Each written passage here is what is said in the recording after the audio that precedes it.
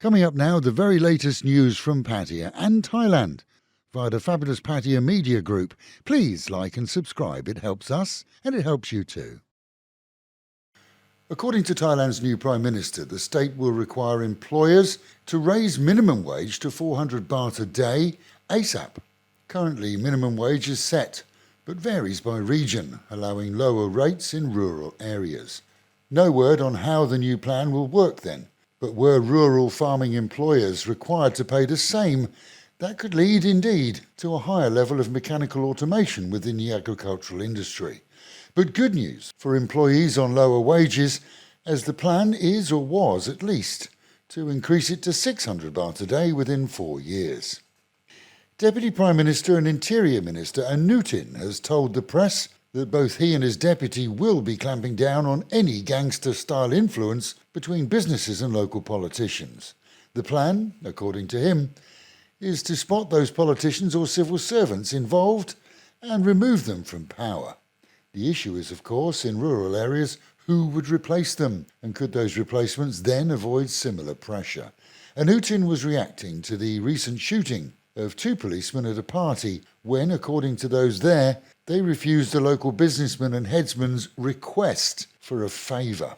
He went on to say that corruption is a persistent issue and not one that will be simple to eradicate in one go.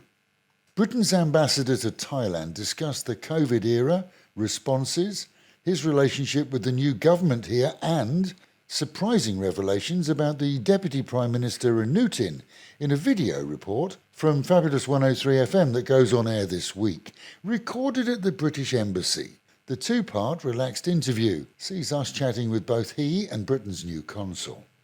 As locals in the Pattaya region complain regularly of national weather forecasts showing consistent rain despite very little ever landing here.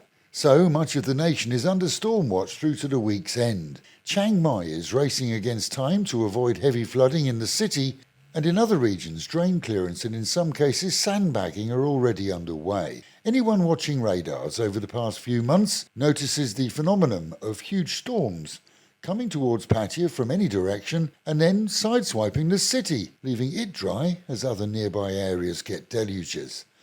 Reservoirs here, though, fed from pipelines from rivers, are at a lower level than is ideal to support the next dry season, but we're told that could change.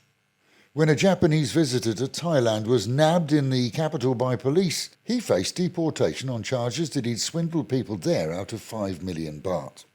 But his desire to finish his holiday in Thailand proved too much for him, telling those officers who were supposed to be accompanying him to court that he needed a wheelchair as he felt weak.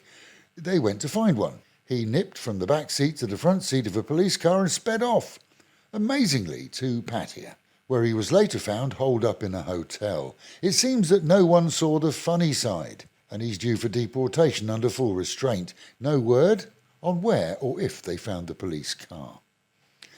Meanwhile, at home and in Sattahip, police were involved in a local authority dispute over a local village head's involvement in the creation of an illegal ramp area used to launch and remove vessels from the sea.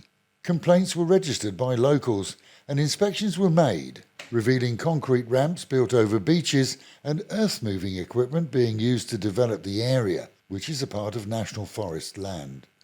Amid claims that a local businessman along with the headsman were involved in the development, charges have now been made of state land encroachment and damage to the environment.